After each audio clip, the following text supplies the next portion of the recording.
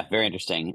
And speaking of problems to be tackled, another announcement from a company called AIluminate Mhm. introduced a what they're calling first of a kind benchmark on large language model safety, I guess, right? So, I mean, you brought this one up. What was your take on this one?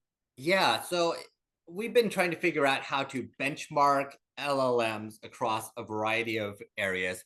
And so AIluminate, MLCommons, is taking on this, looking at various aspects of hazards. So things that we are trying to protect our users from, whether they be mentions of suicide or sex crimes or hate crimes or intellectual property issues around trademark and patent, providing advice that may not be regulated, say looking for medical or legal advice from an LLM that is not licensed to provide that.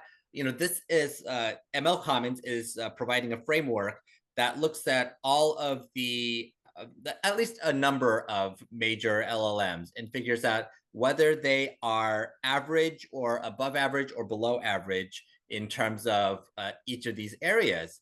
And they're looking at things like Anthropic Claude, they're looking at GPT, they're looking at Llama, Mistral, they're looking at a bunch of the generally used LLMs at this point. So I think it's good that at least one benchmark is out here to start looking at how these actual models actually compare to each other in terms of potentially distributing harm in their outputs. Yeah, I do think it's yet another sign that we're moving past pure experimentation and we're moving into production and people are looking at these things more carefully. I don't know if we talked about on the show or not, but Mm-hmm. there's another benchmark that came out that was trying to look at real world use cases. And so just trying to move past the very technical sort of way we've been benchmarking models. Mm-hmm. I think this is another good example of that. And I Yeah, think it's we've a good had too thing. I much think of it's 93.2 versus 92s in responding to a specific question, and like nobody knows what that means. what I do think is interesting about this, and to me, it's a question mark. So as I mentioned, I've been talking to a lot of CIOs recently, and what I heard a ton of is very strong concerns about governance and security, privacy.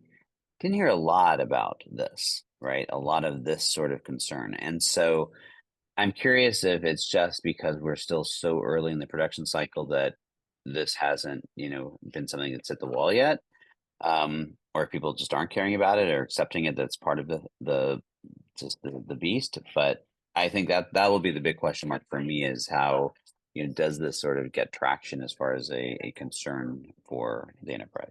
Yeah, and I think part of it is that, frankly, every large language model has a little bit of governance already to avoid the absolute worst outcomes that can happen, and in most cases, that works.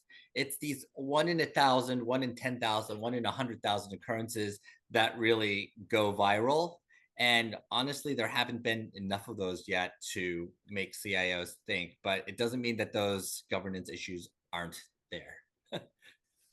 Yeah, or we won't have a big whatever that causes them to pay attention.